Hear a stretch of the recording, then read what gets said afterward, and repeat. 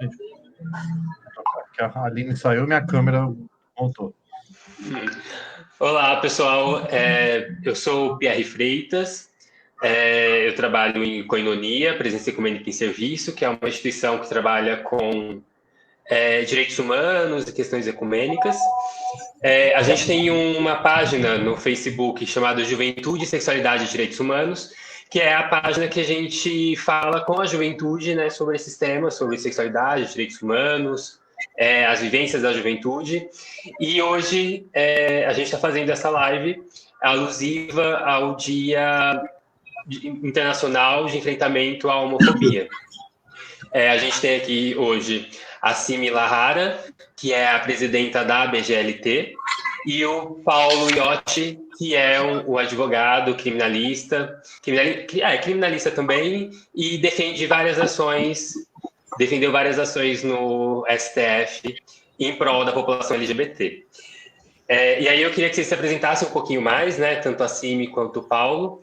E aí, nesse contexto da apresentação, eu já vou jogar uma pergunta que é sobre os casos de violência homofóbica, né, e transfóbicas no nosso país, que a gente acaba sendo no ranking mundial aí, ainda não é oficial, mas nas estatísticas que a gente é o primeiro país que mais viola os direitos da população LGBT, né? Quer começar, Simi? Posso começar, meu amor. Tá bom, então, eu sou o Paulo Iotti, sou advogado, né, diretor-presidente do Grupo de Advogados pela Diversidade Sexual e de Gênero. Eu acho que eu virei criminalista querendo ou não, já me falaram, né, eu sou doutor em Direito Constitucional, né, civilista eu entendo Direito Penal, embora não atue tanto na área. Participei, acho que, como advogado de entidades LGBTI, né, dos processos que a gente tem tido boas vitórias, né, na união homoafetiva, nome e sexo de pessoas trans, banheiro de pessoas trans, que não terminou ainda, principalmente também agora o reconhecimento da homotransfobia como crime de racismo, é essa ação que eu movi, né? Entre outras, né? Essa aqui da discussão de gênero na escola, eu fiz petições dos processos, e então é um prazer estar aqui com vocês, né? Com o Pierre, já, um querido amigo, faz tempo que a gente não se vê, né? Mas, enfim, já longa estrada de militância, Simi Lahara, né? Nossa presidenta, né? Maravilhosa. E, Pierre, desculpa, qual foi a pergunta mesmo, para começar? Sobre os dados sobre violência, né, LGBTfóbica. Você tem um problema. O último que eu vi era a cada 23 horas uma pessoa LGBT é assassinada no nosso país, né? Você tem um problema sério de lacuna, né, que o governo federal, não só esse, embora esse aprofunde, né, quer dizer, ele não divulga muitos dados. Você teve em 2011 e 2012, né, divulgação dos dados do Disque 100 LGBT, onde pessoas LGBT mais ligavam, né, relatando casos de violência, discriminação, mas aí depois, os dados de 2013 saíram um ano depois, 2015, 16 ou 17, depois nunca mais. Então a gente depende dos dados das ONGs, né, o Grupo Gay da Bahia, o GGB, e atualmente a ANTRA, Associação Nacional de Travestis e Transsexuais, focado mais nas pessoas trans. Eu acho que, assim, independente do número, se a cada 24, 48 horas que tem uma pessoa LGBTI assassinada no Brasil, isso já é um dado alarmante. O Brasil é o país que mais mata pessoas trans no mundo, segundo uma ONG trans europeia, né, muito famosa, de pessoas LGBTI mais em geral também, se não me falha a memória. Então, isso mostra que o Estado precisa ter políticas públicas de prevenir e reprimir a homotransfobia. E o Supremo ter reconhecido a LGBTfobia como crime de racismo, né, no Brasil, então falando que já é crime no Brasil, embora, né, a decisão foi dia 13 de junho, vale, isso é a partir das condutas do dia 14 de junho de 2019, né, que o Supremo mudou o entendimento que se tinha sobre a interpretação da lei, então vale dali para frente. Isso facilita. Isso dá para os estados, né, para as secretarias de segurança pública, que são órgãos estaduais, eventualmente Secretaria de Justiça, mas, assim, dá um fundamento para você fazer pesquisas nesse sentido. Mas nem precisava disso para fazer pesquisa. Em São Paulo, o ministro Alexandre de Moraes do Supremo, né, quando ele era secretário de Segurança Pública, ele criou o campo, né, da motivação homofóbica ou transfóbica, né, motivação por orientação sexual. No estado do Nordeste, que eu nunca estou lembrando mais qual já tinha feito isso antes. Mas, assim, você precisa, eu acho que para a gente começar o diálogo, passar para a ciência, você precisa, eu sempre defendo a criminalização para você punir as condutas opressoras, né, a homotransfobia no curto prazo, e você precisa de educação. Educação inclusiva, emancipatória nas escolas, e aí é o debate de gênero, que é as escolas ensinarem as pessoas, né, que existem pessoas LGBTI+, pessoas, e que precisam ser respeitadas enquanto tais, promover a liberdade, a tolerância, a lei de diretrizes e bases disso, entre outras coisas, a Convenção Americana de Direitos Humanos, no longo prazo. Então, são medidas de curto, criminalização e punição em geral, e medidas de longo prazo, que o movimento sempre pediu a educação. Mas acho que a gente pode pensar por aí. Os dados são alarmantes, não diminuiu a violência ainda com a criminalização.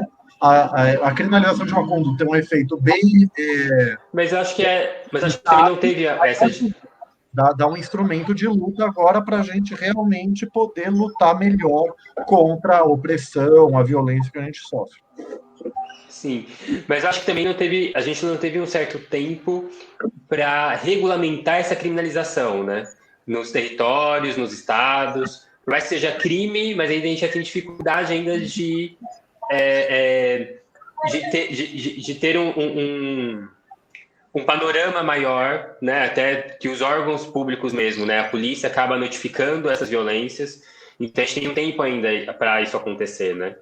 Mas e você, Simi? Não precisa regulamentar, mas assim, você precisa capacitar as polícias, assim. Tem algumas resistências que eu falei. Que é instrumental, né? Se ela quiser, ela já adianta, mas a gente fala mais para frente. Tem resistências de delegacia, como a gente vai enfrentar a homotransfobia foi reconhecido como crime de racismo. O movimento negro sabe melhor como as delegacias judiciárias são resistentes para punir práticas de racismo. Tem resistência. Isso está certo que um ano não é nada, né? Que daqui a uns 5 anos a gente vai saber se a criminalização ajudou. Vai ajudar um pouco. Né? Mas vamos falar a palavra para si, né? Acho que para a gente começar o diálogo. Bom, gente, boa noite já, né? Obrigada pelo convite. Eu sou Simila Rá, eu estou presidenta da BGLT, que é a Associação Brasileira de Lésbicas, Gays, Bissexuais, Travestis, Transsexuais e Intersexos. Eu conheci Koinonia em São Paulo, eu trabalhei para a Koinonia, né? Um período, e trabalhamos juntas antes na implementação do Transcidadania. Foi um programa da Prefeitura de São Paulo. Eu digo foi, porque hoje a gente tem um número, mas não tem a mesma, né, forma. A mesma dimensão e forma que tínhamos antes. Então, saudades de todas aí de Koinonia. Bom, olha, Pierre, na minha opinião, assim, primeiro, a gente fala da ausência de dados, né? O Estado não notifica. O que tem de informação no Estado? E aí, eu posso dizer, inclusive, que eu trabalhei no governo federal e a gente já apontava isso, como o Miotti falou, desde aquela época. Não é uma novidade. O Disque 100, quando ele começa a trazer a informação, essa informação da violação é a partir do que é denunciado. E não há violência registrada onde tem que ser registrada. Então, a gente tem que fazer isso. O Disque 100, ele não é o cenário da segurança pública. A segurança pública não quantifica. Primeiro ponto, né? Então, a gente fazia uma pequena análise, mas não era nem de longe. Se a segurança pública quantificasse, nós já teríamos subnotificação. Imagina que contar só com o Disque 100. Na saúde... E mesmo contando... Só pegando parênteses, e mesmo contando com o Disque 100, os números já eram alarmantes, né? Sim, aí vou chegar lá. A saúde quantifica o quê? As mortes violentas. Porque no no Sinan tem o campo. A gente já conseguiu incluir alguns anos atrás. Né? Então, era isso, 180, né? Também recebe, né, denúncias de mulheres lésbicas e bissexuais. E há algum tempo recebia de mulheres trans também, não sei como é que está hoje. Mas era este cenário que a gente analisava. Esse número já era um problema. Esse pequeno número, essa pequena análise já era um problema. Em algum momento, serviu de ferramenta para a gente negociar. A própria questão do Sinan nasce dessa análise.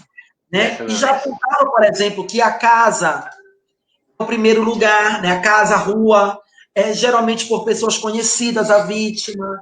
Então, tinha alguns dados ali que já nos apontavam um cenário preocupante.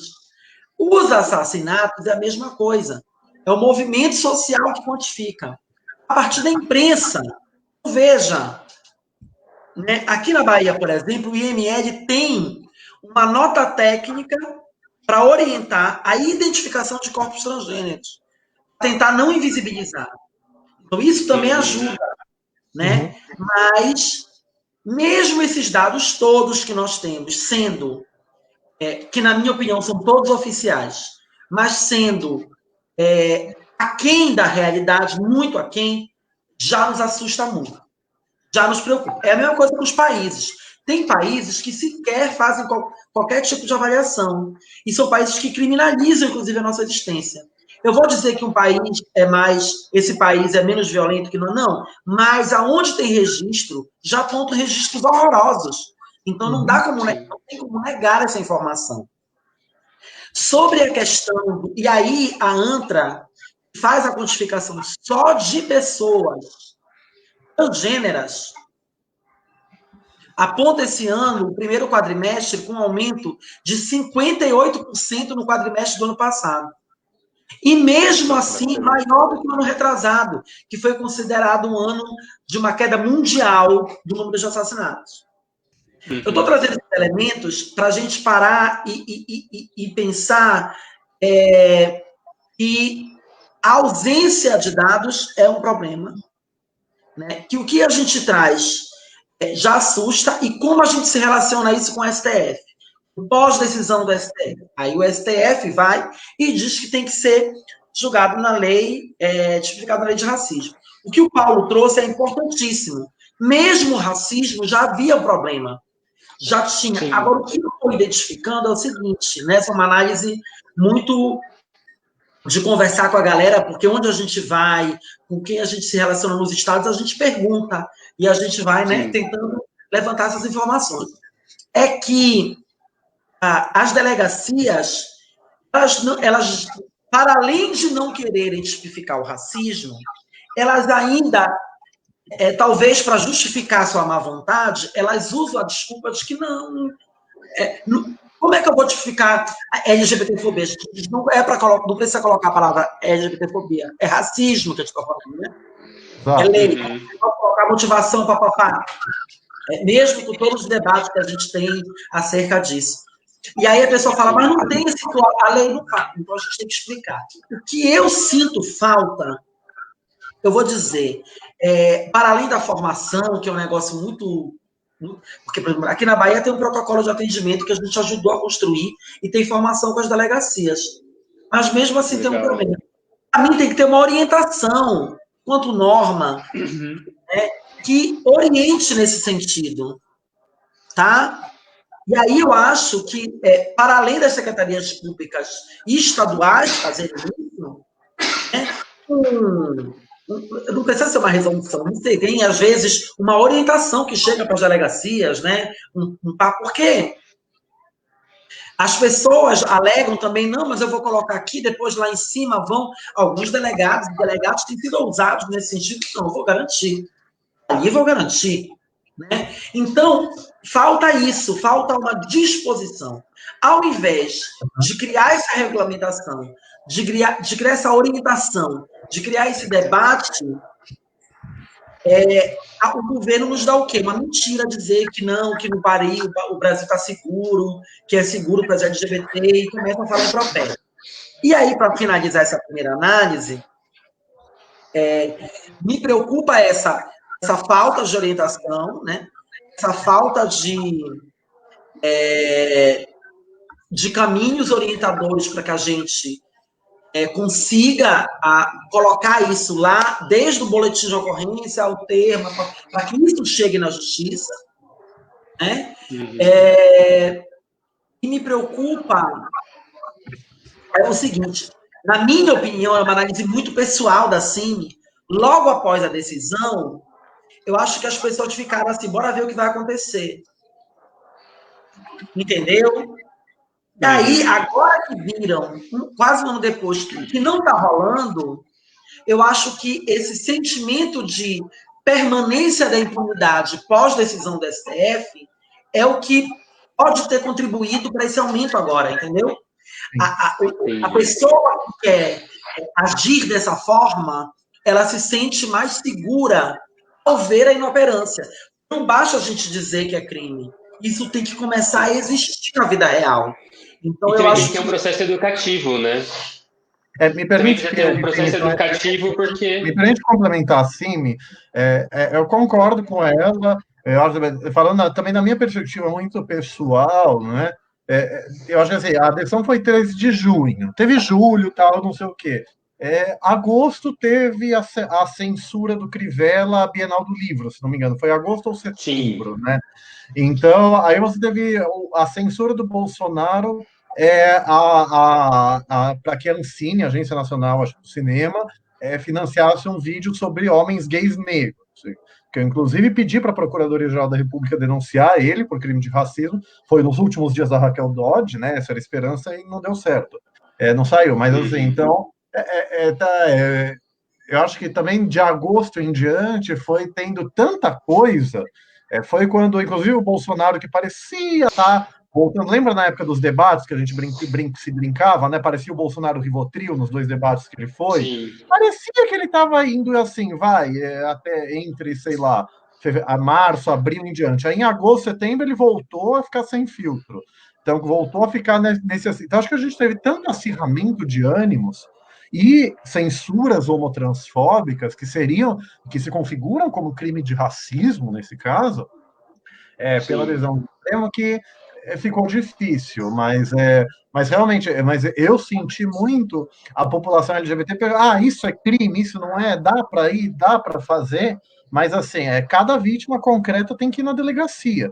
E as pessoas, eu acho que estão aprendendo ainda o que pode ser considerado como crime e o que não pode. Eu acho. E como fazer. Eu penso que é para além disso, Paulo.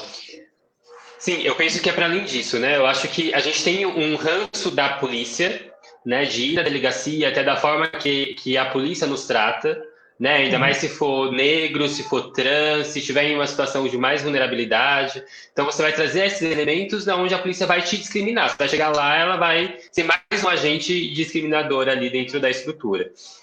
E aí, eu acho que dialogando com isso, eu acho que a gente tem também um outro processo que a gente não está... Na verdade, acho que não é que a gente não está trabalhando. Acho que, oficialmente, né, o poder público não atua com uma forma mais eficaz, que é trabalhar essas questões de respeito às diversidades e às orientações sexuais nas escolas. Né? A gente não tem um processo educativo onde possibilita esse outro lado também, para além da questão de criminalizar, a questão de também educar essa população. Né? O que vocês acham sobre isso? Desculpa, eu não ouvi o finalzinho da tua fala. Eu estava falando que a gente não tem um processo educativo que nos possibilita a trabalhar também de outros campos, para além da criminalização, para além de uma punição, ter esse outro campo de educação também das pessoas respeitarem as outras, né? Independente de qual sejam as questões que estejam colocadas ali naquele ser. Né? Quer que eu comece agora, Paulo? Educação, na minha opinião, é uma coisa muito ampla, né? Educação é muita coisa. A gente tem educação, né, escola, sala de aula, e nós temos um processo de educação, de formação, de capacitação, né, continuada, a esses servidores e servidoras prosseguirem, né, no entendimento cada vez mais eficaz para nós. Nem uma coisa nem outra funciona direito, né? A gente tem uma educação que ela é uma educação que nega um monte de coisa, porque seleciona o que a gente vai educar. A gente tem uma educação que diz a partir de que eu vou olhar. Eu fui educada para olhar para a Europa, eu não fui educada para olhar para a América Latina, eu não fui educada para olhar para a África, eu não reconheço. Que miscigenação é essa louca que a gente fala? Não dá, parece que a gente veio e teve uma salvação, quer dizer, a gente tem um monte de equívoco aí, né? A gente nega a sexualidade e a questão de gênero na escola. Da matemática à história. Então, a educação tem isso, a gente disputa esse campo. Mas quando a gente fala de educação, gênero e sexualidade tem que debater na educação, eu costumo dizer o seguinte, que a gente precisa desmistificar, gente. Eles dizem algo sobre nós, que nós queremos ir para a escola educar para ser gay, para ser travesti, e como faz sexo, e tal. A gente tem que chegar e desmistificar isso. Não basta a gente só dizer que a gente morre, não basta só dizer que... Não basta. Deveria, mas não basta. Então, acho que a gente tem que começar a desmistificar certas coisas. Quando a gente fala de gênero e sexualidade na escola, nós estamos falando em diversos níveis. Eu estou falando isso em diversos debates que eu estou indo e dizendo assim, ó, ninguém vai ensinar matemática começando pela equação, gente. A gente começa a matemática falando de numeral, depois de conjunto, depois de não sei o que, depois de não sei o quezinho, não sei o quezão, até chegar na equação.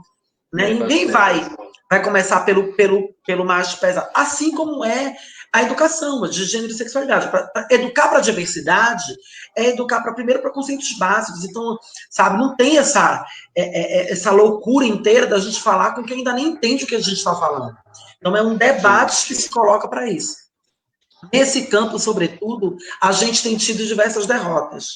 A gente tem tido diversas derrotas porque foi excluído lá atrás, foi dos planos, depois, mais recentemente, né, da base curricular. E, assim, o que eu vislumbro de vitória mais próxima foi a decisão do STF. Aí, de novo, cai para o STF, que disse de uma lei municipal, não. Esse negócio de proibir esse debate... Não pode, né? Porque o debate tem que ser plural. Agora a gente há de fazer um processo educacional, só para passar para o Paulo, entre nós sobre esse processo.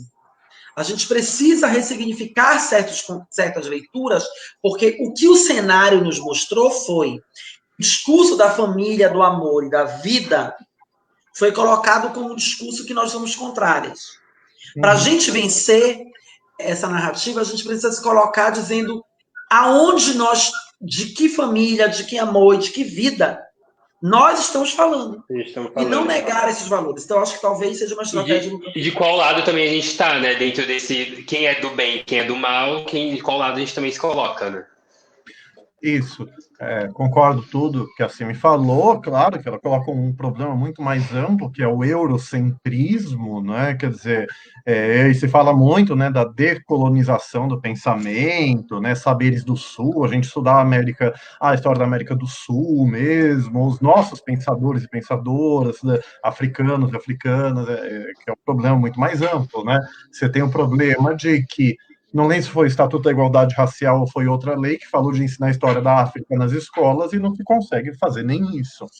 Então, é um problema mais amplo, e é o que a Cemi bem falou. Você tem uma difamação mundial do movimento LGBTI+, eu ironizo como protocolos do Sábio, do Sião, versão LGBTI. Para quem não sabe, era uma difamação, um suposto plano secreto dos judeus, que caiu na grande mídia, né, a louca, de dominar o mundo. Nós falamos que é a teoria Pink Cérebro, né, Sim? Eles acham que a gente vai dominar o mundo, né, o império gay, império trans, né, uma piada infame nossa interna, e como se a gente tivesse esse poder, mas eles difamam como se a gente tivesse. Então, isso nas escolas, eles falam, quem viu Milk, a voz da igualdade, que tem debates reais, né, do Harvey Milk com a Anita Bryant, é bem naquele sentido, eles querem, não, eles vão nas escolas para transformar as crianças em gays e tal, porque sim, porque eles não se reproduzem, então precisam... É daí para baixo a difamação do movimento LGBTI+, que é uma besteira. É uma fé pura e simples, na verdade, nem besteira. Então, quer dizer, e assim me lembrou bem, no Brasil, depois dos vetos homotransfóbicos da presidenta Dilma Rousseff, foi um governo institucionalmente homotransfóbico, não é? Eu sou bem técnico, a discriminação institucional, a pessoa pode não ter intenção, mas o efeito foi discriminatório. Quando ela vetou escola sem homofobia, né, que era sem homotransfobia, em 2012 depois vetou a campanha de prevenção de ISTs, cada população LGBTI+, aí acho que foi o grande marco da homotransfobia estatal, Mas, rompendo uma linha de evolução que vinha, eu sempre falo, passinho de sim, tartaruga, mais devagar do que a gente queria, mas os mas governos ia caminhando. ia caminhando, eu acho que ia caminhando bem, né? O Brasil sem homofobia em 2004, que aí foi aqui em São Paulo a coordenação de políticas para LGBT na tecnologia atual surgiu como um convênio com o governo federal por causa do Brasil sem homofobia.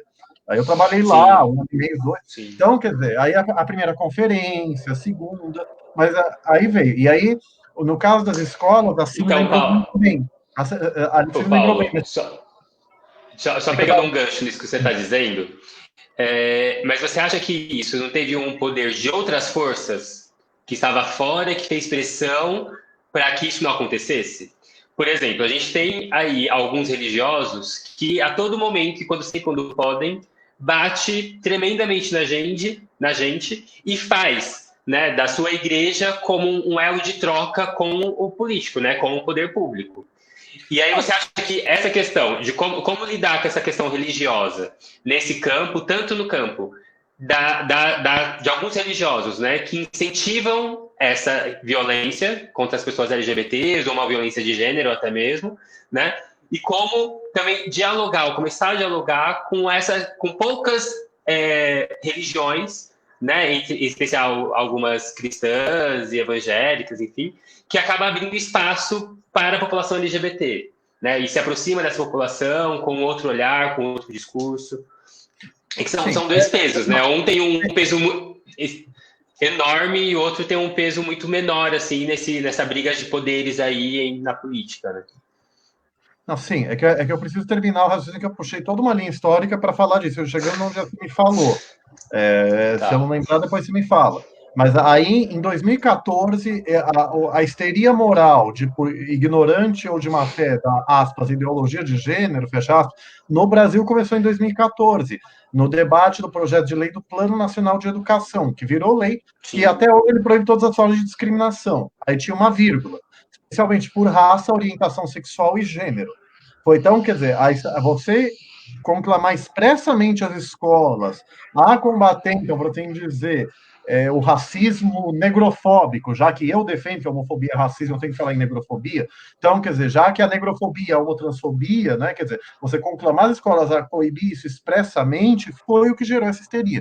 Então, é aí que eu chego. Contra essa difamação por ignorância ou má fé que eu relatei, eu sempre tento explicar tudo o que se quer, e eu peticiono isso no Supremo, nesses processos, alguns que a gente ganhou, e em outros também, tudo o que se quer é que as escolas ensinem que existem pessoas LGBTI+, e que elas devem ser respeitadas, ou no mínimo toleradas. Por quê? Porque a escola não é ensino técnico de português, matemática, história, etc., para passar no vestibular, estou velho, para passar no Enem. Não. A escola é um ambiente de você conviver com a diversidade humana, aprender a existência do outro como categoria filosófica. Né? Tem pessoas diferentes de você, você pode não gostar, você pode não entender, mas você tem que respeitar, que é tratar como igual, ou no mínimo tolerar, que é não agredir física, moralmente, ou discriminar. Então, eu acho que esse é o grande problema. Sei lá o que se pensa aqui no Brasil sobre o que seria educação de gênero nas escolas, mas o que se quer é que se ensine que existem crianças e adolescentes LGBTI+, a gente não surgiu do nada, o que é um outro problema, porque religiosos fundamentalistas e reacionários em geral, eles defendem ideologicamente a tese da, aspas, opção sexual. Eles defendem que a gente nasce heterocis e que em dado momento a gente faria uma escolha de uma identidade LGBTI+. A minha amiga, nossa amiga Daniela Andrade, ela fala, é a teoria da Pokémona, né? Eles acham que a gente vai evoluindo, né? De um hétero cis para um gay normativo como eu, aí um gay mais afeminado, entre aspas, passando por travesti, terminando uma mesa de cirurgia. Esse é o senso comum. Nave-mãe, socorro. Então, quer dizer, mas a gente tem que defender que existe a criança LGBTI+. Eu sei que eu sou gay desde os 7 anos. Você não tem essa terminologia, mas eu sei que eu achava meninos interessantes e não meninas, né? Então, toda pessoa LGBTI+ vai falar algo nesse sentido. E que essa criança, esse adolescente, que o adulto LGBTI tem que ser respeitado, ou no mínimo, não discriminado, não agredido. Eu acho que essa é a questão, é como eu coloco o tema. Mas só uma coisa importante, que inclusive tenho peticionado nas minhas últimas manifestações no Supremo.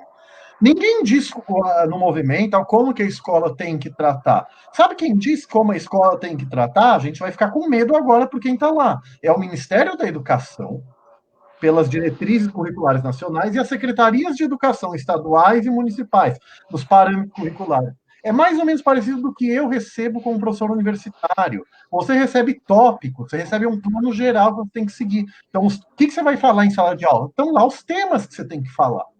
Então, o controle democrático do que você ensina em sala de aula e do que você vai tratar no debate de gênero, você vai fazer pelo Poder Executivo, que aí o Poder Legislativo, né, o Congresso Nacional, a Assembleia Legislativa Estadual, a Câmara de Vereadores Municipal controla, mas, assim, a partir da lei do Plano de Educação Nacional, Estadual e Municipal, é a partir daí que você coloca nas diretrizes curriculares, no plano de ensino, que tem que ser tratado em sala de aula. E aí você inclusive dá literatura, você recomenda para o professor livros. E aí, em algumas faculdades, algumas escolas, pode ter livro que é obrigatório. Nas escolas, do pouco que eu sei, o professor ele ajuda a escolher o livro.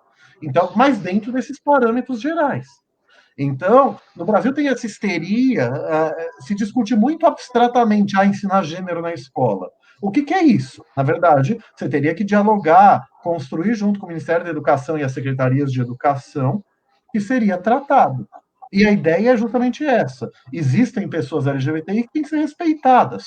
Ponto. Ninguém vai ensinar a pessoa, sei lá, desenvolver uma orientação sexual e identidade de gênero, que você não ensina isso. Não existe isso também.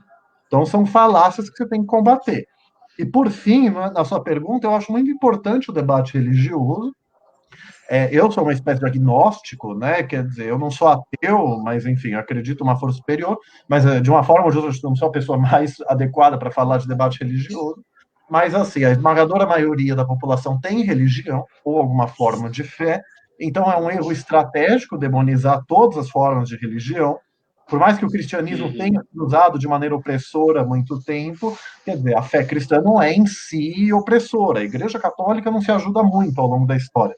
Mas eu acho que é importante ter o debate nas comunidades religiosas. Até por isso, em um dos meus livros eu falo, né? Eu explico aquele livro que a Bíblia realmente diz sobre a homossexualidade, para falar que é possível ser cristão ou ter outra religião e não acreditar que ser LGBTI+ é pecado. E pautar isso, né? Quer dizer, você tem essa pressão externa de fundamentalistas religiosos, mas o adjetivo é fundamental, fundamentalista. Eu sempre brinco, a bancada evangélica ela é autoproclamada evangélica, é uma bancada fundamentalista e totalitária. Tem muitas igrejas evangélicas inclusivas e outras instituições religiosas inclusivas que eu acho que devem ser, que são nossas aliadas, e a gente, como movimento social, tem que aprender a dialogar, porque a igreja chega em muitos lugares que o Estado não chega. Inclusive, uma espécie de assistência social, com algumas aspas. É um ponto de amparo da população. Então, eu acho o debate importante. E aí, só para finalizar, eu lembro quando se discutiu o Plano Municipal de Educação em São Paulo, não lembro o ano, estavam lá nossos amigos Luiz Arruda, a Márcia Rocha. A Márcia, para quem não sabe, estiver ouvindo, uma advogada travesti, ativista, muito importante, ela tinha uma estratégia, ela falava com as pessoas lá, mas, gente, mas você sabe o que é gênero? Ela explicava. Aí disse-me a Márcia que aí o pastor, sei lá, viu ela falando, explicando, o pastor subiu no megafone e falava, gente, calma, vocês não precisam pensar sobre o que é gênero, eu penso por vocês. Então, quer dizer, é você usar o público da igreja como manobra de massa. Né? Como os fundamentalistas religiosos usam a população da sua igreja. se aproveitando da confiança que o público da igreja tem nele como pastor, como padre. Isso é uma coisa mais de igreja evangélica, mas enfim, como líder religioso, como líder carismático que ele é. Então, eu acho que é um debate importantíssimo que tem que ser feito, não tem a menor dúvida. Bom, gente, complementando aí o que o Paulo falou, eu concordo, mas queria complementar no seguinte caminho. A relação com a fé e a relação de alguém num lugar de poder dentro das relações, né, de fé, com quem é seguidor dessa fé, é algo que realmente é super condenável. Eu cunho o termo oportunistas religiosos, porque eu acho que eles estão se oportunizando da fé alheia. Nós temos todo o debate de que isso está errado, de que estão se oportunizando das pessoas, de que isso tem que ser revisto, e acho que esse é um debate também que tem que ser estimulado dentro de quem está no rolê. Mas, se isso e essa relação nociva a gente aceitou, porque tem um erro no sistema político. E aí eu acredito no seguinte, a minha mãe me ensinou a falar obrigado, a falar com licença, a falar desculpa. Eu acho que a gente deve desculpa. Acho que os governos progressistas e os governos de esquerda devem desculpa à população LGBT. Porque a gente não enfrentou o sistema como deveríamos ter enfrentado. O receio de sair, o receio de estar cedo demais, mas tiraram a gente. Não era cedo demais. Era o momento do auge da popularidade, era o momento de fazer esse debate. Isso, né, o nosso grande líder Lula já reconhece isso. Tem reconhecido isso. Agora, nós devemos pontualmente desculpa quando nós trouxemos e aceitamos para esse jogo esses oportunistas religiosos. Eu lembro da semana do veto. A semana do veto do famoso kit gay, que era, na verdade, o projeto Escola Sem Homofobia, o nome é esse, não sou eu que estou usando esse termo, uma semana depois, 7 dias, gente, no plenário estava o garotinho dizendo que se a presidenta não votasse, não sei quemzinha lá, que eu não lembro, a bancada ia. Naquele momento, eles se aglutinaram. Óbvio que o avanço desse debate, dessa mentira chamada ideologia de gênero, é mundial, é internacional. Ia chegar aqui, eles ocuparam o judiciário silenciosamente, eles foram ocupando o legislativo, eles foram ocupando, tentam disputar o Conselho de Psicologia, tentam disputar os conselhos tutelares. É um movimento que não ia acontecer, mas que nós... E que está meio que organizado também, né? Mas nós aceitamos. Nós temos que dizer isso. O Bolsonaro está no poder e ele foi fechar, não com os militares, mas com esses oportunistas religiosos, porque ele sabia que os militares não iam querer ele. E por que ele foi? Porque ele percebeu que ali estava o terreno, que nós ajudamos, nós chocamos essas pessoas. Então, assim, fazer autocrítica, para mim, é algo que acresce no processo, não diminui no processo, não nos tira do lugar de ainda ter um projeto melhor para essa população do que a outra. Mas ele se torna melhor quando a gente faz essa autocrítica. Então, eu acho que aí está o X da questão. Porque eles mesmos, né, perceberam que precisavam manter essa relação de poder no local com essas pessoas, porque eles estavam no jogo certo, estava dando certo.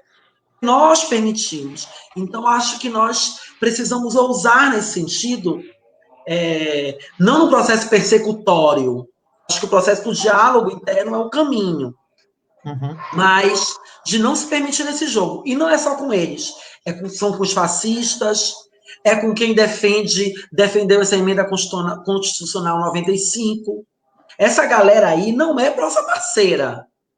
Então não dá também para ceder em certos campos assim e se permitir a fazer declarações absurdas como nós fizemos, nós deixamos de fazer. Eu estou falando nós, não é LGBTI, não estou falando nós, esquerda brasileira. Hemisfério Eu acho, brasileiro, me permite só sim. complementar, Pierre, eu concordo, assim, eu não sei, assim, eu sempre falo, eu sou professor de direito, eu sou advogado, eu não entendo muito de política partidária, então a CIMI tem muito mais pertinência para falar do que eu. A impressão que eu não sei se eu concordo que a gente deixou acontecer, né? Não sei bem como você falou, CIMI. Eu acho assim, é mais ou menos que na eleição do Bolsonaro. Acho que a gente não levou a sério que isso podia acontecer. Então, quer dizer, em 2017 ou 2016, Bolsonaro tinha 4% das intenções de voto, então todo mundo achou que ia ser mais ou menos assim. Eu achava que ia ser uma coisa mais ou menos como acontece na França com os Le Pen, né, que é a extrema-direita deles, que eventualmente vai para o segundo turno com 25, 30%, mas aí no segundo turno mantém 25, 30%.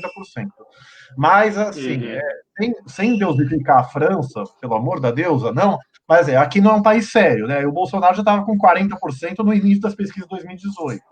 Então, a gente tem um processo histórico e tal. Mas eu acho que, assim, o nosso amigo, né, assim, o Julian Rodrigues, ele fala muito, eu discordo de muitas análises dele, mas ele fala muito, né? Quer dizer, vamos parar de achar que o Bolsonaro é bobo, é burro, é um projeto. É que, na minha modesta opinião, o Bolsonaro ele é um misto de ignorância extrema e um misto de má-fé fascista. E em dados momentos se interpenetra tanto que você não consegue soltar uma coisa da outra. Então, quer dizer, eu acho que ele não é muito estratégico nas formas como ele faz muitas coisas.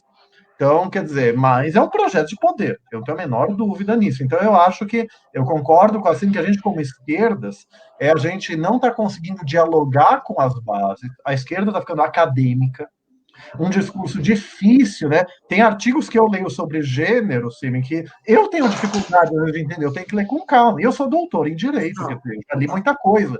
A gente tem que saber traduzir isso sem perder conteúdo. E, assim, e não é tão. E sei lá, Uhum. pega a coleção Feminismos Plurais, da minha amada amiga Djamila Ribeiro. São livros curtos, são livros densos, mas livros acessíveis. Então as pessoas leem, entendem e conseguem, tanto que é um sucesso de vendas. Então é a gente, não estou falando para fazer livro necessariamente, mas a gente precisa, como esquerdas, e a Djamila está do nosso lado, né, como esquerdas não hegemônicas, dialogar com as bases para transformar isso no longo prazo. E aí, longo Uhum. prazo, diálogo de base para eleger políticos melhores. Aí eu falo de maneira muito genérica, perdão, que não é minha praia muito falar. E no curto prazo, o que a gente faz? Né? Quer dizer, uma vez, aí eu finalizo a minha fala, eu fiz uma palestra no Ministério Público Federal aqui em São Paulo, que era, por assim dizer, minorias contra a deforma da Previdência. Eu falei por LGBT e mais, uma mulher falou por mulheres cis brancas, uma mulher negra, uma pessoa com deficiência e tal.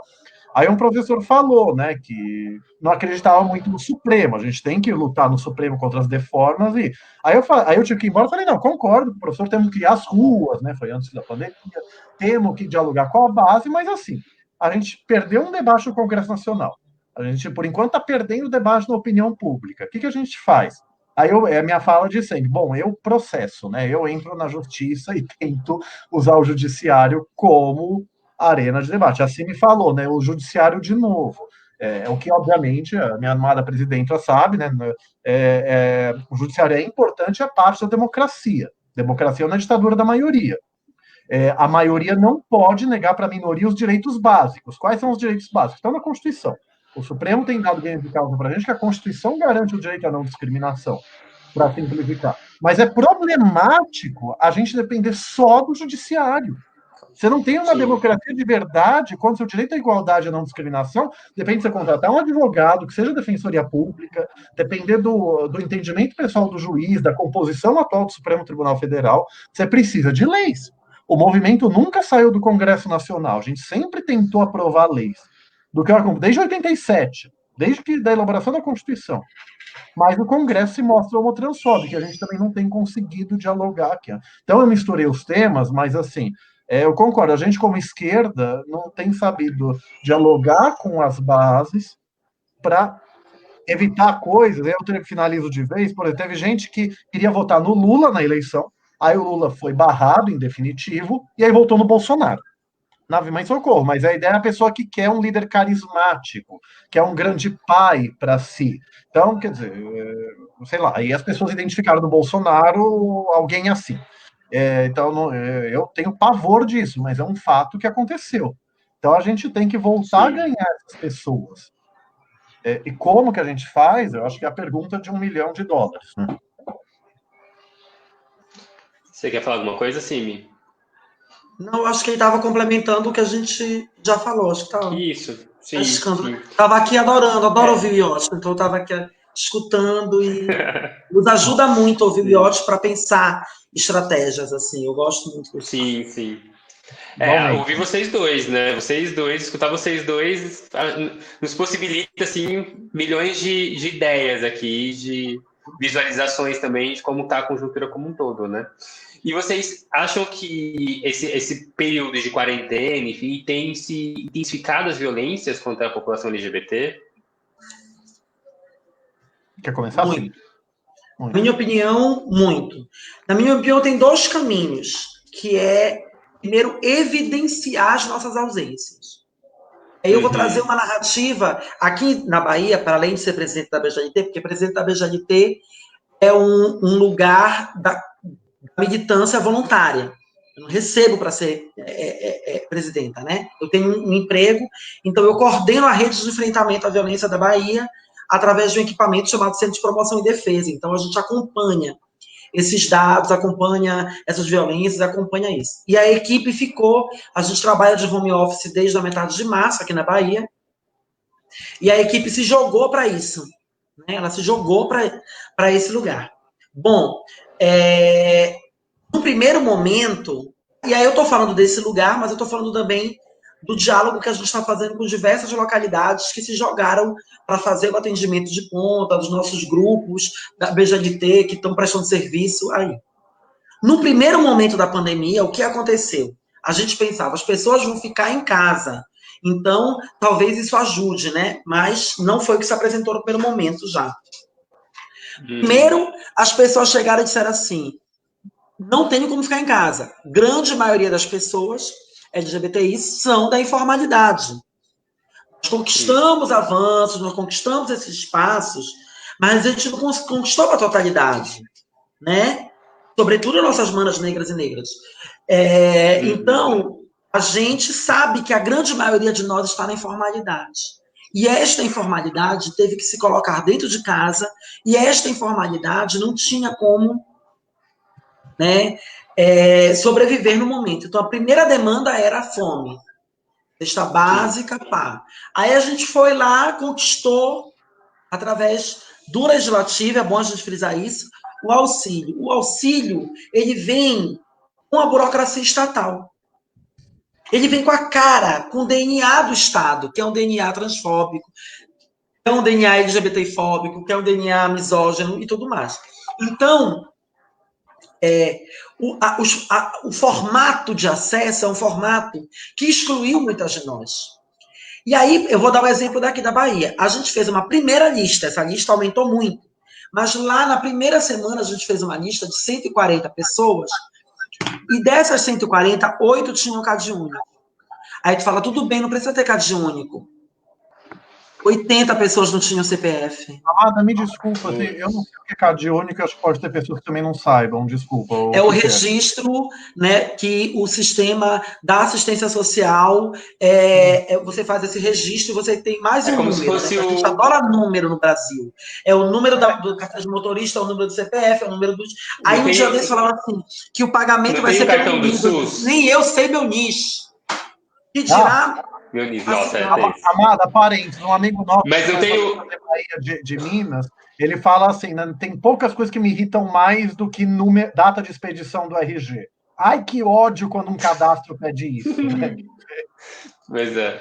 Agora, mas o CAD único, o CAD único é como se fosse o nosso cartão do SUS na assistência social. Então, na assistência social vai ter um cadastro único lá da assistência, não vai trazer todas as referências da pessoa ali, né? São desculpas que o Estado inventa para dificultar a nossa vida. Porque se eu já sou um número, por que eu tenho que ser 500 números? É exatamente para eu me perder no processo. Mas, enfim, esta mais uma ignorância estatal que a gente tem que lidar. Mas aí o que eu quero dizer, teve esse problema da documentação. Muitas pessoas que nos procuraram não tinham CPF e não tinham título de eleitor. Isso é uma informação que, para pós-Covid, a gente tem como provar o que a gente estava falando, e a gente já falava isso. Uma outra informação inicial era a da violência em casa. Porque as pessoas têm que ficar em casa e muitas vezes a família não sabe como lidar. Ou jogava para debaixo do tapete e a convivência forçada coloca. Porque não somos só nós. As pessoas heterocis, no prédio que eu moro, 3 pessoas saíram. Saíram porque, bora voltar para casa da mãe, eu preciso ficar lá, porque eu preciso economizar nesse período. Então, as LGBT não são diferentes. E processos de violência têm sido acometidos nesse meio. Mas o que tem me assustado muito, Pierre, é que no último período começou a aparecer os assassinatos. Sim. Começaram a aparecer depressão. Começou a aparecer o suicídio. E isso tem nos assustado. E também, para finalizar, as ruas estão sendo violentas.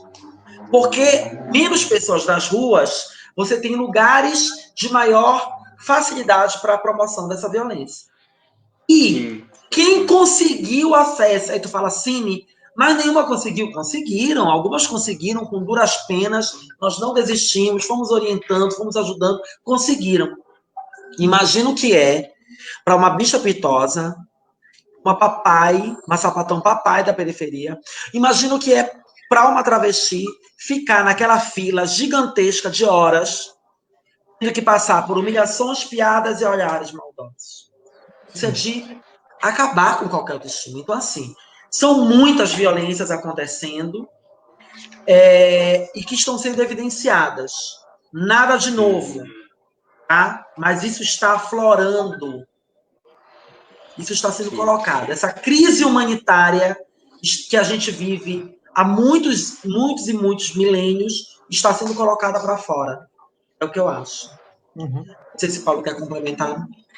Concordo plenamente, acho que a Cine deu um relato muito melhor do que eu poderia dar, né, com a vivência concreta que as pessoas estão tendo e com as dificuldades práticas que surgiram com a questão da quarentena, quem não consegue não pode cumprir, e assim, o que eu tenho acompanhado é realmente, tem feministas, a ANTRA, são pessoas trans, falando que a violência doméstica, a violência homotransfóbica está aumentando, que você mantém, no caso da violência doméstica, a mulher cis ou trans com o agressor, enfim, em casa, a violência doméstica é sempre... A violência contra a mulher e contra a pessoa LGBT+, em geral, vem muitas vezes da própria família ou do entorno. Então, você tem tido esse aumento da violência, uma coisa séria. A ANTRA, a Bruna Benevides, eu sempre vejo falando que a transfobia, então, na verdade, a homotransfobia não está de quarentena, né? Quer dizer, não está de férias.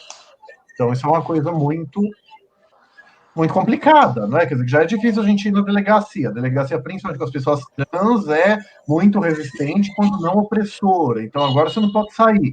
Quando se decretar a quarentena, quando se decretar o lockdown, aqui em São Paulo, né, tem um projeto de lei para 1º a 15 de junho ser lockdown, vai dificultar, né, ainda mais. Isso que a Cine falou, né, das burocracias, aí, quer dizer, acho que Max Weber roda no túmulo, né, a burocracia, ela existia para aumentar a eficiência do Estado, só que não deu certo, né, claramente.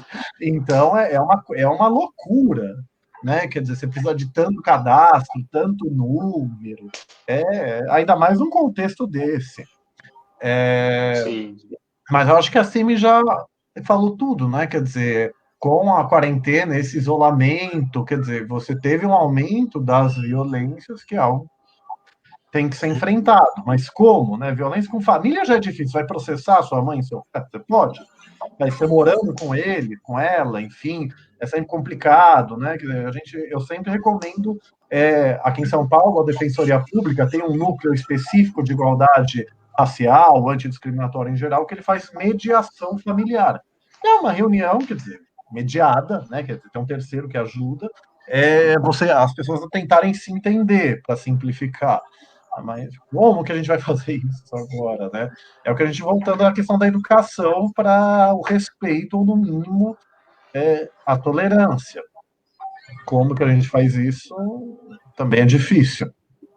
Mas é uma... Só complementar um pouquinho, países da América Latina, como a Colômbia e o Panamá, dividiram a saída das pessoas por gênero. Um dia saem homens, no outro dia sairiam só mulheres. No Panamá, uma menina trans, aconteceu com várias, aí eu vi uma matéria, uma menina trans saiu e chegou no comércio, o vendedor não queria vender. Quer dizer, o vendedor queria vender, mas ele cochichou para ela assim, controle, né, a polícia, e se a polícia não deixa, eles já passaram aqui dizendo que maricón não, quer dizer, né, dizendo assim, não pode. Então, assim, ele falou assim, eu até queria, mas eu não posso, que ele conhece uma pessoa do bairro, ele diz assim, eu tô com medo de te vender porque eu posso sofrer a sanção, e a multa é absurda. Na Colômbia, ontem eu conversei numa live da BGLT com o diretor LGBT de Bogotá, e ele dizia que lá foi um contrário.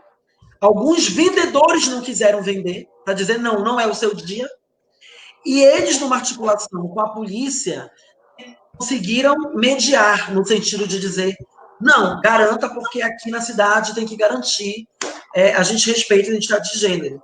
Porque lá, inclusive, uma prefeita lésbica que ganhou e tal, e já tinha essa política mesmo antes dela. Então, para a gente ver como isso não é algo localizado, né, e como essas questões, né, de gênero não estão sanadas. Sim, com certeza. Eu acho que a quarentena ela me deixou muito mais, as portas muito mais abertas, né? No caso do Demétrio, por exemplo, que depois de uma depressão, processo depressivo, acabou se suicidando, né? E tem várias outras pessoas LGBTs indo pelo mesmo caminho por conta de não ter apoio tanto da família, dos amigos, nesse momento não pode ver, né, que tem impossibilidade de ver, enfim, da questão financeira também, que não tem como trabalhar, não tem como se sustentar, né? E como que vocês avaliam o pós-quarentena? O que vocês acham que essa quarentena vai nos trazer de bom ou de ruim? PR, deixa eu consultar aqui minha bola de cristal, aqui a água, né? Não, mas é uma percepção mesmo, né? Do que vocês acham que vai acontecer. Assim, eu estava lendo umas matérias esses dias que as pessoas acreditam que depois desse processo que a gente passar, as pessoas vão ser melhores, né? Eu não acredito muito nisso, não, né? Que as pessoas vão melhorar, mas... Eu costumo dizer assim que a humanidade é um projeto que ainda não deu certo, ainda eu tentando ser esperançoso. Não, vem meteoro, né? Quer dizer, então... Eu gosto de dizer que eu sou um cético do bem, o cético duvida de tudo, né? Eu falo, eu não duvido. Acho que é um pouco diferente. Não lucrei em brujas, pelo que lazai, né? Então, mas assim, eu acho que a generalidade das pessoas vai continuar igual. Eu concordo que eles não temos que voltar ao normal, o antigo normal que nos levou a isso. Eu acho que muita gente vai mudar, muita gente de todas as classes sociais vai se conscientizar, mas muita gente, quer dizer, mas proporcionalmente eu sou muito cético, ainda mais com um governo federal como esse, com Trump nos Estados Unidos, Bolsonaro no Brasil, né, uma extrema-direita, assim, que negacionista, terraplanista, porque assim, e o Bolsonaro é o que se diz, né, para citar Max Weber de novo, um líder carismático, né, quer dizer, é a pessoa que você segue por ser o grande pai, as pessoas se identificam com ele e seguem ele. Em outro sentido, quer dizer, o Lula também são acho que os dois líderes carismáticos do Brasil, e um tem nada a ver com o outro, tá? Comparar Bolsonaro a Lula é má fé, ou ignorância superior, quero deixar isso muito claro. Lula me irrita em muitos aspectos, não tem nada a ver uma coisa com a outra. Mas assim, então você tendo um líder carismático como o presidente, negacionista, acho que ele nunca falou da Terra plana, né? Embora eu não duvide de nada. Então, quer dizer, fica difícil você transformar a sociedade, mas assim, não acho que vai mudar muito, Pierre. Assim, mas, na verdade, o que eu brinquei da bola de cristal também é porque depende muito do que acontecer durante a pandemia, a quarentena. Meu noivo é médico e ele fala, as pessoas vão se conscientizar da necessidade da quarentena, como já tem acontecido, de políticos ou não políticos, quando morrer gente próxima, quando as mortes deixarem de ser número. Então tem gente que morreu porque foi no supermercado uma vez, pegou Covid, internou, morreu. Se é que internou. Então vai depender muito do que acontecer. Mas assim, vai ter que ter muita catástrofe, acho que, para a sociedade mudar, lamentavelmente. Esse vírus é uma coisa nefasta, é lamentável, mas assim, mostra o quanto a gente é frágil, né, enquanto ser humano, como as coisas são efêmeras, né, mas assim, e também talvez se fala, né, talvez a gente fique entre isolamento e relaxamento, isolamento por 1 a 2 anos. Só você vê, né? Por quê? Porque a pandemia, todo mundo sabe, eu acho, né? Quer dizer, você faz isolamento, todo mundo vai se contaminar, mas para se contaminar numa velocidade baixa para que o sistema de saúde aguente. Então, a China, que começou, onde começou, né, a pandemia, quer dizer, ela fez um isolamento forte no começo, ela liberou. Mas aí, quando ela liberou, voltou a contaminar, voltou a aumentar a velocidade da curva. Novas infecções. Então, talvez a gente vai ter que ficar nesse. E em São Paulo, pelo menos, quer dizer, o isolamento não começou, 50% da população se isola e 50% não. Então, meu noivo, médico falou, né? Longe da gente ter picos, a gente pensava em ondas, né? Os médicos falavam, o primeiro pico, aí descia. Se não tem um isolamento desse, a gente não vai ter um pico, vai ter um platô constante. Ao invés de subir e descer, vai subir e ficar aqui, porque aí quando um sai da UTI, outros entram. Então,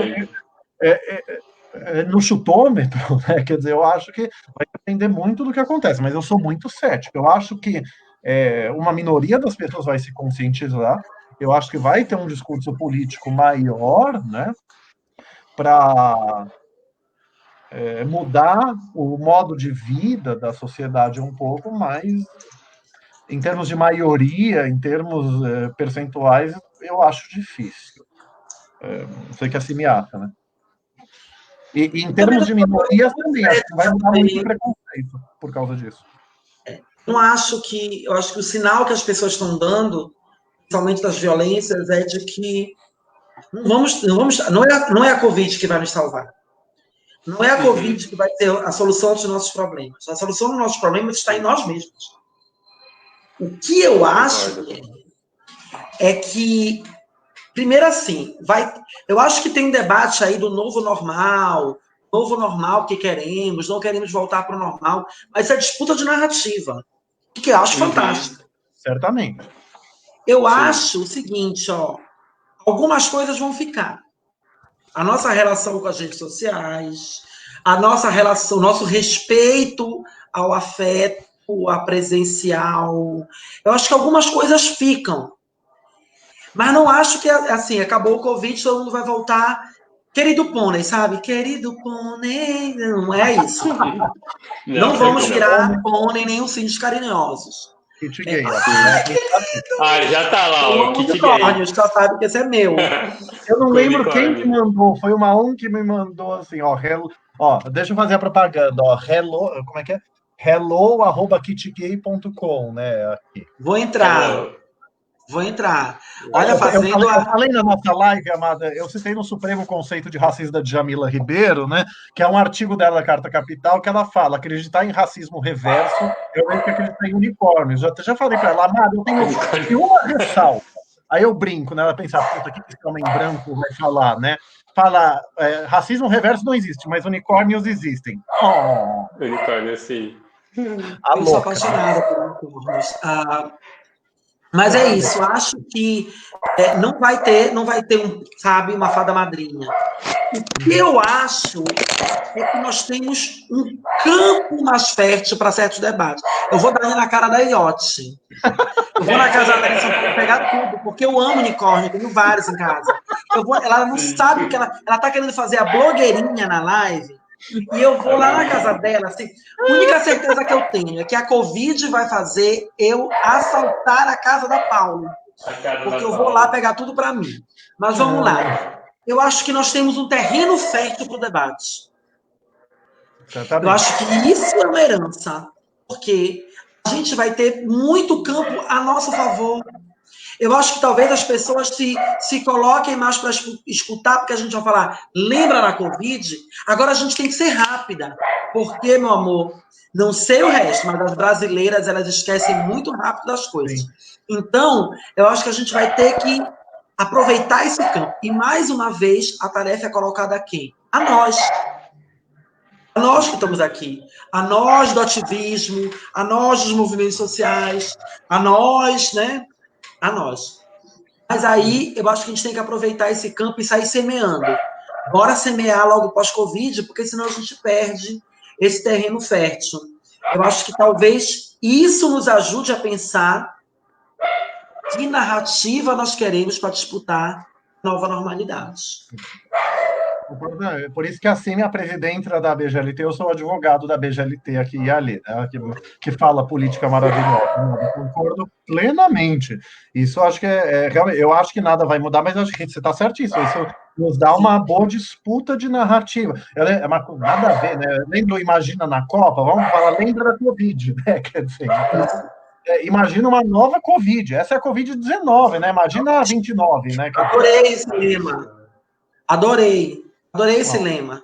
Te cura se não vem uma nova Covid, né? Te melhora se não vem uma nova Covid. Eu acho que é isso. Inclusive, eu estava lendo um artigo, desculpa te cortar, Pierre. Eu sei que está encaminhando aí, tu queres encaminhar. Eu li um artigo falando que a Amazônia pode liberar novos pandemias desse jeito se a gente não cuidar da natureza. Então, essa talvez seja um debate que a gente fala assim, ó, ou a gente cuida ou vem uma nova Covid. Está vendo? Um exemplo interessante do que o Paulo colocou aí. Vamos cortar o PR de novo aqui, mas assim, pelo amado, mas assim, já me falaram, não vou falar quem, assim, se eu for sujeitar alguém à ameaça de processo, que seja eu, né? Já me falaram e eu concordo plenamente, assim, que vamos lembrar, assim, para puxar, né? Deixa eu puxar um argumento de autoridade bom, meu. O ministro Gilmar Mendes, no julgamento do Supremo, falou, né, que o Bolsonaro pode mudar o ministro da Saúde, mas não pode fazer uma política de efeito genocida, né? Então, assim, um juridiquês, que é a boa-fé objetiva, né? Quer dizer, o famoso, se você não sabia, você tinha a obrigação de saber. Assim, o Bolsonaro, ao fazer esse tipo de política dele, contra o isolamento social, indo contra toda a medicina, então, quer dizer, todo mundo é contra ele, a Organização Mundial de Saúde, o Conselho Federal de Medicina, todo mundo é esquerdopata maluco para ele, né? Quer dizer, mas assim, isso é uma política genocida. Então, tem quem fale, e sinceramente eu concordo que parece ser essa a intenção, que assim, que se quer que as pessoas morram para a Previdência gastar menos, para o Estado ter menos assistência social. Então, quer dizer, a boa-fé objetiva é mais ou menos. Eu ia pensar aquela história da mulher de César, não vou falar o que é machismo, né? Quer dizer, é o famoso não basta ser honesto, não basta. Então, quer dizer, o Bolsonaro não basta ele não querer a política genocida, ele tem que parecer que não quer. Mas o discurso dele, um negacionismo, um terraplanismo, sabe? O terraplanismo virou uma expressão, né? Quer dizer, uma metáfora. Ele indo contra o que diz a ciência médica hegemônica no mundo, sabe? 99% das entidades, dos cientistas, quer dizer, parece que ele quer que as pessoas morram. E ele fala, quando ele ironizou, né? Quer dizer, sabe, o eleitorado dele que ri com caixão. Eu nem vi esses vídeos, porque a minha gastrite vai virar úlcera se eu assistir aquilo, que é uma coisa de lesa humanidade, mas assim, a postura do governo é de relativizar as mortes. E aí me mostraram uma propaganda outro dia, que agora a gente, sei lá, está quantos mil mortos, aí ele falou, tem mais de 100 mil salvos, né, as pessoas curadas da Covid, porque esse governo foca na vida. Que bonito. Então, as milhares e milhares de mortos não servem para nada, que acho que já passou de 20 mil, né? Me fugiu agora. Então, é um governo que menospreza a vida. Então, quer dizer, é uma coisa difícil. Eu acho que pegando nesse ponto, né, de direitos, de direito à vida até, né? Quais são os nossos direitos enquanto LGBT, né? Que a gente já conseguiu conquistar de fato, assim, que está ali. Tudo bem que falar em direitos nesse governo é meio difícil, mas quais são os jeitos que a gente pode contar de fato, né? Nós somos LGBTs, podemos contar com quais direitos? Indo pelo que a gente ganhou no Supremo, assim, pode complementar, quer dizer, a gente, a união homoafetiva, né? A união entre pessoas do mesmo gênero é família. Então, a gente pode casar, a gente pode ter a união estável, que é o casamento sem papel passado, enfim, é família, então vai ter direito à herança, direito à repartição de bens, né? Sabe que o movimento norte-americano diz, né, assim, que com o casamento gay vem o divórcio gay, né? Pois é, acontece. Aí eu brinquei, com o casamento homoafetivo vem o divórcio homo-odioso, né? Que os hétero-odiosos, a vara de família é uma catástrofe, né? Mas assim, porque um dos grandes dramas de casais gays e lésbicos era que quando um ou uma morria, via os abutres da família e pegava tudo, e expulsava ele ou ela de casa. Quando tá, então, quer dizer, com o casamento e a união estável, né, que se tem uma garantia de regime de bens, pensão por um tempo. Adoção de filhos, enquanto indivíduo LGBTI+, porque até os anos 70, pelo menos no Brasil, até o gay, até o homossexual era proibido de adotar. Desde que eu acompanho os anos 90, não. Aí casais homoafetivos, enquanto casal, adotar também. Um julgamento menos famoso de 2015, o Supremo proibiu a discriminação por orientação sexual nas Forças Armadas. Tinha um crime de pederastia, o crime está lá, que estava escrito, praticar ato libidinoso, homossexual ou não, quer dizer, crime. Eu brinco, ninguém defende pegação homoafetiva nas Forças Armadas. É que a questão é que o Superior Tribunal Militar é sempre muito mais duro para punir o ato libidinoso homossexual do que o heterossexual. Aí o Supremo, ele tirou do Código Penal Militar a expressão pederastia e a expressão homossexual ou não. O Supremo falou, não pode ter expressão pejorativa na lei, e o militar, homossexual, bissexual, mas claro que vai se aplicar o militar trans que tiver, não pode ser discriminado.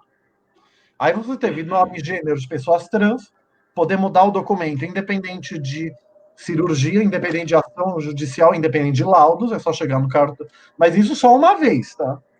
Você pode mudar o nome uma vez em cartório, mudar uma segunda vez aí precisa de ação judicial. Importante falar, a lei de identidade de gênero argentina fala isso, porque a gente adota uma lei que o nome, o primeiro nome, o pré-nome, que é o que você pode mudar junto com o sobrenome, é um dos principais elementos de identificação, então não pode ficar mudando a torta e a direita. Então, para mudar uma segunda vez, aí precisa ter um justo motivo por ação.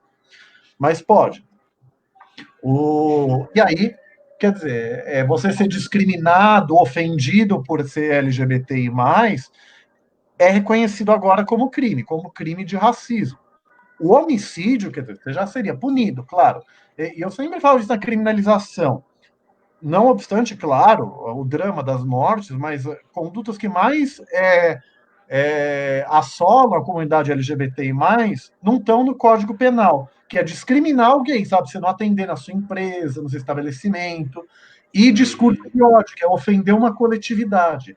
Porque o crime de injúria supõe xingar a pessoa individualizada.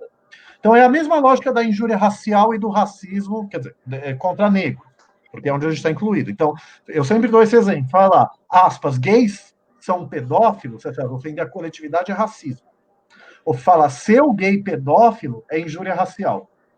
Então, pelo menos assim, a conduta de discriminação e discurso de ódio, que se a coletividade, passou a ser considerado crime. Aí, quer dizer, agora as escolas, a gente está tendo o direito que as escolas façam uma educação inclusiva para a diversidade. Eu falei, como que vai ser isso? Não sei, tem que se discutir com o Ministério da Educação e com a Secretaria de Educação. Nos anos 90, né, quando eu era adolescente, começou a ideia de educação sexual, eu lembro bem, e parece que até isso querem mudar, não sei se vocês viram, que é você ensinar a reprodução e usar camisinha, gente, usem camisinha. Então, explicar, nossa, menina, olha, você tá com os hormônios, a mulher desenvolve seios, os meninos, né, quer dizer, o desejo sexual florando, é você fazer uma educação sexual nas escolas, teria que ver como que é atualmente, eu confesso que eu não lembro, mas então a gente está tendo o direito, então, de que as escolas reconheçam, quer dizer, façam uma educação inclusiva, que a gente vai desenvolver, como, e a Cine falou perfeitamente, o Supremo declarou isso, e já declarou mais de uma vez, falou que lei municipal não pode, mas não só por ser municipal, que é a inconstitucionalidade formal, né? Quer dizer, o município não pode criar essa lei, só a União. Não, o Supremo falou da inconstitucionalidade material, quer dizer, mesmo uma lei federal, e só pode ser por lei federal, diretriz e base da educação, não pode proibir gênero na escola. Então, quer dizer, claro, é importante quando o Supremo julgar ação de âmbito nacional. Tem uma da PGR, da Raquel Dodge, e uma que eu fiz pelo PSOL, para que o plano, a minha é para que o Plano Nacional de Educação seja interpretado como proibindo as discriminações por gênero, identidade de gênero e orientação sexual na escola, que é combater o bullying homofóbico, transfóbico e machista, que é o que eu falei, é isso que a gente quer. Se reconheça a existência da criança LGBTI+, e que ela seja respeitada, não discriminada. Mas, assim, embora seja importante ter uma adesão em ação de âmbito nacional, a lei fala que os precedentes do Supremo obrigam o judiciário. Então, mesmo sendo uma adesão de uma lei municipal, quer dizer, você já tem que respeitar a lógica da decisão, que é não poder proibir o debate de gênero nas escolas. Então, eu acho que esses são os direitos, né?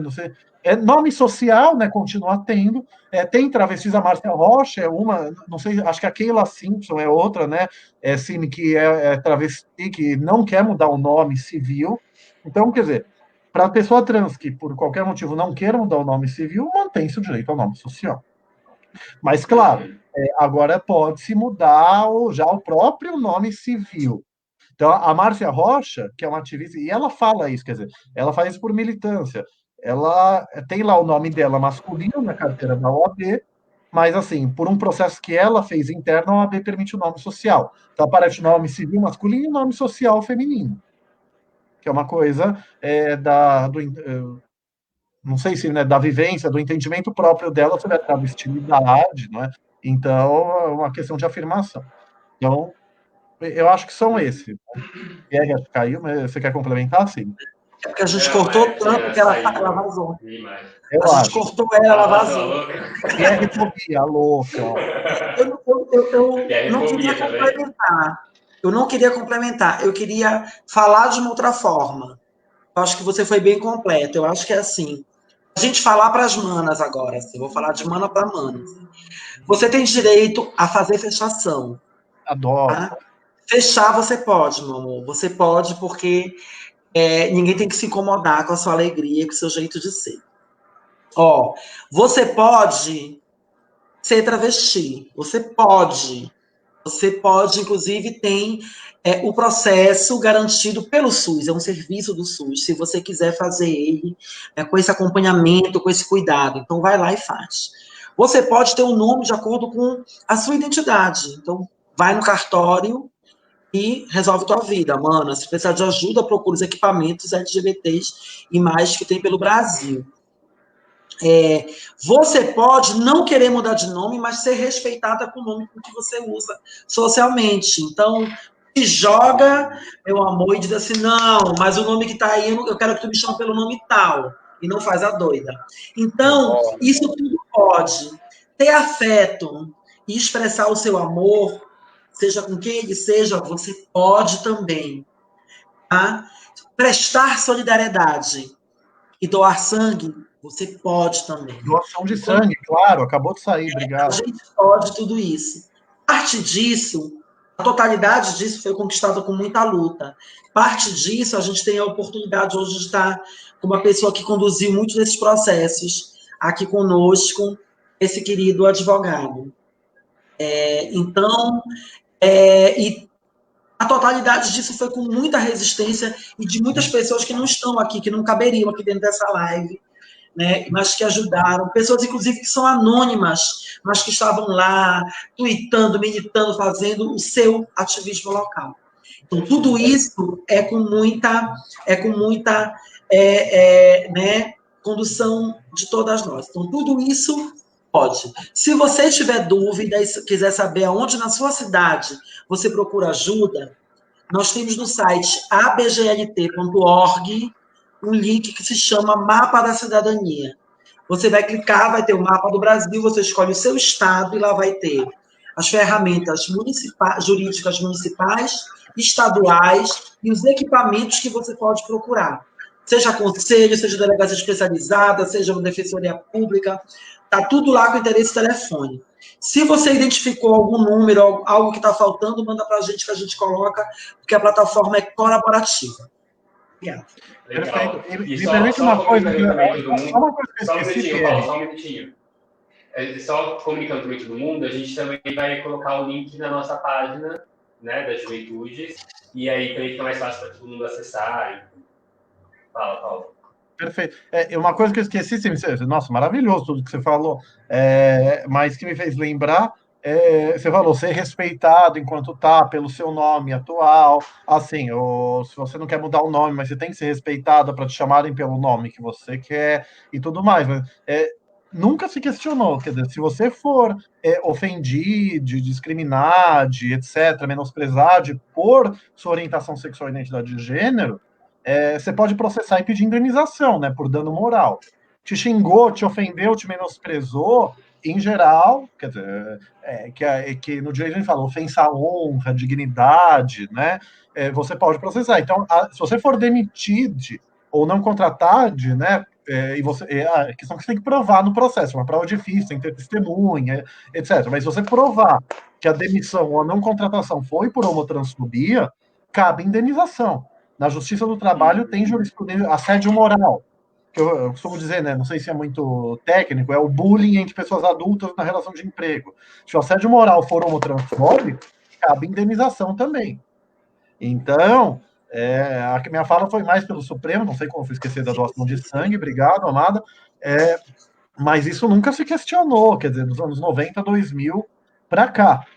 Que é até o discurso hipócrita dele, até dos nossos adversários. Não, a pessoa tem direito de não ser discriminada, ofendida, eles querem que a gente fique entre quatro paredes. Mas até eles vão dizer que se a gente for agredido, violentado, ofendido, aí a gente vai discutir o que é ofensa, né? Mas a gente tem direito à indenização, como qualquer pessoa. Então, acho que isso é importante. Então, a pessoa te xingou, processa. Você pode processar, é nóis. Arrasou. Gente, obrigada, sim, por vocês terem aceitado o nosso convite, né, de falar um pouquinho com a gente sobre esse dia, que é um dia que é alusivo ao dia de enfrentamento à homofobia, né, e não tem vários de nossos pares que são assassinados, são violentados diariamente por conta de requeição. Não sei se vocês querem falar alguma coisa para encerrar, enfim. Querem? Eu só quero agradecer, dizer que eu estou morrendo de saudade de vocês, que eu estou com saudade desse abraço, desse afeto que Coinonia tem, com saudade de cada um e cada uma. E eu tô louca que isso tudo passe para ir em São Paulo, dar um abraço com vocês lá na sede de Coinonia e sair louca para casa do iote pegar os meus unicórnios. Boa. Vamos em comboio para a casa do Paulo.